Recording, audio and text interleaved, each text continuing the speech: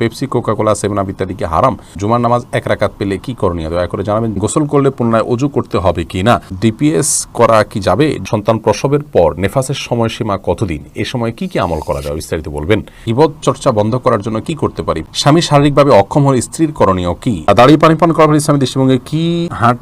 হাঁটতে কোরআন তেলাওয়াত করা যাবে কিনা? ইসলামে কি কম হাসাহাসি করা ভালো? ছেলে মেয়েদের আকিকা না দিলে কোনো ক্ষতি হবে কিনা? জোহর নামাজ 4 রাকাত সুন্নত ছেড়ে দিলে কি গুনাহ হবে?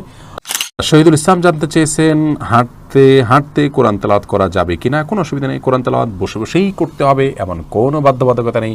আপনি চলতে ফিরতে উঠতে বসতে কোরআন তেলাওয়াত করতেই পারেন, কোনো অসুবিধা নেই। আশরাফুল ইসলাম জানতে চেয়েছেন ছেলে মেয়েদের আকিকা না দিলে কোনো ক্ষতি হবে কিনা? আকিকা বিভিন্ন বর্ণনা দ্বারা বোঝা যায় এটা তাদের আসলে লাইফ ইন্স্যুরেন্সের মতো, সেই জায়গা থেকে তাদের নিরাপত্তার জন্য এটা করা উচিত, কিন্তু না দিলে তারা ক্ষতিগ্রস্ত হবে এরকম কোনো কথা আবার হাদিসে বলা হয় নাই।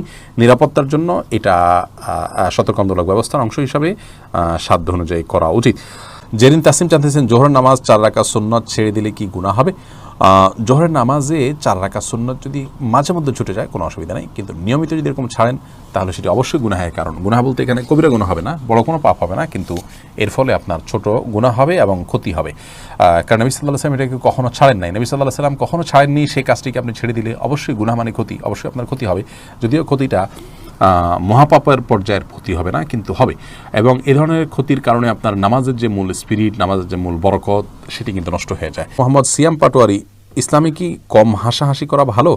হ্যাঁ ভাই, কম হাসাহাসি করা ভালো বলতে হাসির নিয়ন্ত্রণ থাকা উচিত। সারাক্ষণ হাসতে থাকা বা যে অতিরিক্ত হাসি অনেক সময় আখিরাতের পরে সব ভুলিয়ে দেয় মানুষকে। দুনিয়াতে তো আমরা আখিরাতের একটা বিশাল বড় টার্গেট নিয়ে আগাচ্ছি, আমাদের সামনে হয় জান্নাত না জাহান্নাম, এই বিষয়গুলো মাথায় রাখার ফলে একটা মানুষ অযথা অহেতুক বা সারাক্ষণ হাসতে পারে না। বাকি হাসি কান্না এগুলো মানুষের জীবনের অংশ, বিনোদন হাসি নবী সাল্লাল্লাহু আলাইহি ওয়াসাল্লাম করেছেন, করতেই পারেন, কিন্তু অতিরিক্ত হওয়া এবং আপনার আখিরাতকে ভুলে থাকা, জাহান্নামকে ভুলে থাকা, এটি কোনো ইমানদারের জন্য শোভনীয় নয়। সেই জায়গা থেকে আপনার এই কথা অবশ্যই সঠিক রয়েছে।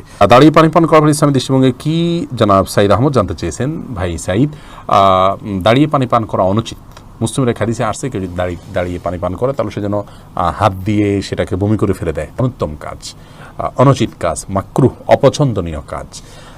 আমাদের ইসলামটা সুন্দর হোক, আমরা জান্নাতে যে যাওয়াটা নিশ্চিত যদি করতে চাই, তাহলে সেই ক্ষেত্রে এই ধরনের অনুচিত কাজগুলো আমাদেরকে পরিহার করতে হবে। আমরা রান্না বাড়ার ক্ষেত্রে, দুনিয়ার ক্ষেত্রে পারফেক্টনেস আনার জন্য কত চেষ্টা করি, অতএব আমার ইমান আমলের ক্ষেত্রেও এ ধরনের অনুচিতগুলো থেকে বেঁচে থাকাও আমার ইমানকে, আমার আমলকে পারফেক্ট করার অংশ হিসাবে আমাদের খেয়াল রাখতে হবে। আল্লাহ তাআলা আমাদেরকে সেই তৌফিক দান করুন। মাকসুদাতুন শাকি, আপনি জানতে চেয়েছেন স্বামী শারীরিকভাবে অক্ষম হলে স্ত্রীর করণীয় কি? বোন, যদি স্বামী শারীরিকভাবে অক্ষম হন তাহলে সেক্ষেত্রে স্বামীকে ট্রিটমেন্ট করিয়ে যদি সুস্থ করে তোলা যায় আলহামদুলিল্লাহ ভালো। আর যদি সেরকম সুযোগ কম থাকে বা সেটা না হয়, তাহলে সেক্ষেত্রে স্ত্রীর অধিকার আছে স্বামীকে ত্যাগ করার জন্য আদালতের শরণাপন্ন হওয়া বা মিউচুয়ালি দুই পক্ষের লোকজন বসে তার কাছ থেকে তালাক নিয়ে নেওয়া, এই অধিকার স্ত্রীর রয়েছে। কাবিননামা 18 নম্বর কলাম যদি পূরণ হয়ে থাকে এবং সেখানে যদি সিগনেচার করে থাকেন স্বামী, তাহলে সেক্ষেত্রে স্বামী তার মৌলিক চাহিদা পূরণ করতে অক্ষম। এটার ভিত্তিতে, এটার যদি শর্ত উল্লেখ থাকে তাহলে এটার ভিত্তিতে তিনি তালাক গ্রহণ করতে পারবেন, তালাক দিতে পারবেন না, তালাক গ্রহণ করতে পারবেন। অর্থাৎ এক কথায় তিনি বিচ্ছেদের চিন্তা করতে পারেন, তবে তার আগে ট্রিটমেন্ট এবং তাকে সুস্থ করে তোলা, এই বিষয়গুলোর জন্য পদক্ষেপ নেওয়ার অধিকার তার রয়েছে। জাহিদুল ইসলাম ফরহাদ জানতে চেয়েছেন গীবত চর্চা বন্ধ করার জন্য কি করতে পারি? পরামর্শ দিলে ভালো হয়। ভাই জাহিদ, আল্লাহ তাআলা আপনার এই চেতনাকে ধরে রাখার তৌফিক দান করুন, এর কারণে আল্লাহ তাআলা উত্তম বিনিময় দান করুন। সাধুবাদ জানাচ্ছি যে আপনি গীবত পরিহার করার প্রয়োজনীয়তা অনুভব করছেন। দেখুন, গীবত পরিহার করার জন্য প্রথমত যেই পরিবেশে, যে বন্ধু বান্ধবদের সাথে গীবত হয়, যে মজলিসগুলোতে গীবত হয়, সেই মজলিসগুলোকে অ্যাভয়েড করতে পারলে ভালো। যেমন ধরুন, চায়ের দোকানের কোনো আড্ডায় দেখা গেল খুব বেশি গীবত হয়, তাহলে সে আড্ডায় যাবেন না। কোনো লোকের কাছে গেলে তিনি খুব বেশি গীবত বলেন বা গীবত বলা বলি হয়, সেখানে যাবেন না। কারো গীবত হয়ে গেলে তার জন্য আল্লাহর কাছে দোয়া করবেন, পরক্ষণে অনুশোচনা করবেন এবং সম্ভব হলে নিজের প্রতি নিজে বিভিন্ন রকমের দণ্ড আরোপ করবেন, যে 10 টাকা দান করা ইত্যাদি, এটা করা। তাহলে ইনশাআল্লাহ গীবত করার যে অপরাধ আছে সেখান থেকে আপনি বের হয়ে আসতে পারবেন। বিনতে আনান বিন্দু, আপনি জানতে চেয়েছেন সন্তান প্রসবের পর নেফাসের সময়সীমা কতদিন? এ সময় কি কি আমল করা যায় বিস্তারিত বলবেন। একজন মা, তিনি সন্তান প্রসব পরবর্তী যে ব্লিডিংটা দেখতে পান, যেটাকে নেফাস বলা হয়ে থাকে, এটির সর্বোচ্চ সময়সীমা হলো 40 দিন। 40 দিন এর পর যদি ব্লাড দেখাও যায়, তারপরও তিনি স্বাভাবিক অবস্থায় যে ইবাদতবন্দি করতেন সেগুলো তিনি করবেন, সালাত সিয়াম সব কিছু তাকে করতে হবে। আর সর্বনিম্ন সময় সেটা 20 দিন 30 দিনও হতে পারে, 35 দিনও হতে পারে, বা তার কম বেশও হতে পারে। অর্থাৎ সন্তান প্রসবের পর যখনই তার ব্লিডিং বন্ধ হয়ে যাবে তখন থেকে তিনি স্বাভাবিক অবস্থার মতো সমস্ত ইবাদতবন্দি তাকে করতে হবে। অন্য সাধারণ অবস্থায় যে বিধানগুলো প্রযোজ্য হয় সেগুলো তার জন্য প্রযোজ্য হবে। তবে 40 দিনের পরও যদি ব্লিডিং অব্যাহত থাকে তাহলে আর সেই ব্লিডিংকে আমলে নেওয়া যাবে না, এটাকে নেফাস হিসেবে গণ্য করা হবে না, বরং 40 দিনের পর থেকে তিনি সালাত সিয়াম কন্টিনিউ করবেন।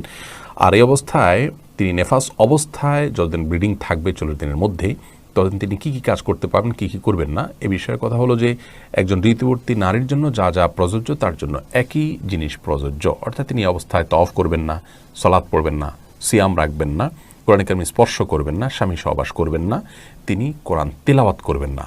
অনেকে কোরআন তেলাওয়াত করার অনুমতি দিয়েছেন, কিন্তু না করাটা হলো নিরাপদ। তো সবগুলো মিলিয়ে আমরা দেখতে পারি তিনি জিকির, আসকার, তাসবিহ, দুরুদ, ইসলামিক বই পুস্তক পড়া বা এই লিস্টেড কয়েকটা কাজের বাইরে যত ভালো কাজ আছে সবগুলোই তিনি করতে পারবেন।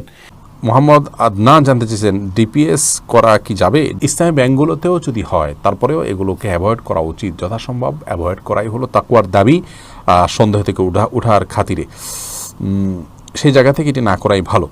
নূর ইসলাম মনির জানতে চেয়েছেন, গোসল করলে পুনরায় অজু করতে হবে কি না?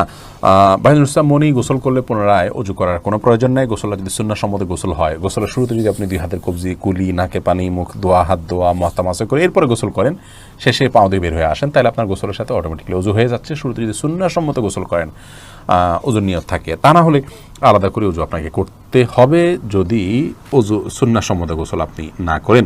রোমান হুসাইন আপনি জানতে চেয়েছেন, জুমার নামাজ 1 রাকাত পেলে কি করণীয়, দয়া করে জানাবেন। জুমার নামাজ যদি কেউ 1 রাকাত পায় তাহলে সেক্ষেত্রে অপর 1 রাকাত তিনি সাথে যুক্ত করে পড়ে নেবেন। 1 রাকাত পেলে তাকে জোহর 4 রাকাত পড়তে হবে, এমন কোনো কথা নেই। মোহাম্মদ কাজী শাহরিয়ার সাকিব জানতে চেয়েছেন, পেপসি, কোকাকোলা, 7 আপ ইত্যাদি কি হারাম? পেপসি, কোকাকোলা, 7 আপ ইত্যাদি পান করাকে সরাসরি হারাম বলা যাবে না, কারণ এগুলোতে হারামের কোনো উপাদান আছে বলে নিশ্চিত নই আমরা। তবে বলা হয়, লোকমুখে প্রচলিত আছে যে পেপসি, কোকাকোলা ইত্যাদিতে এমন একটি উপাদান দেওয়া হয় যেটা অনুল্লেখ্য থাকে। আর এগুলো যেহেতু মানে ইয়াহুদিবাদী এবং তাদের প্রাধান্য নির্ভর কোম্পানি, সেজন্য এখানে যদি অজানা কোনো উপাদান থাকে তাহলে সেক্ষেত্রে একজন ইমানদারের জন্য অবশ্যই সেটা বর্জন করা উচিত। সবচেয়ে বড় কথা হলো এটি স্বাস্থ্যের জন্য ক্ষতিকর, এ বিষয়ে কারোর কোনো দ্বিমত নাই। আর স্বাস্থ্যের জন্য ক্ষতিকর কোনো কিছু আমাদের জন্য গ্রহণ করা অনুচিত, সেই জায়গা থেকে এগুলো বর্জন করা উচিত এবং ভালো। কিন্তু এটাকে হারাম বলতে হলে হারাম কোনো উপাদান আছে সেটি প্রমাণ করতে হবে, সেটি যেহেতু প্রমাণিত নয় অতএব এটাকে সরাসরি হারাম বলা যাবে না, কিন্তু পান করা ইমানদারের জন্য তাকওয়ার খেলাফ বা অনুচিত আমরা বলতে পারি।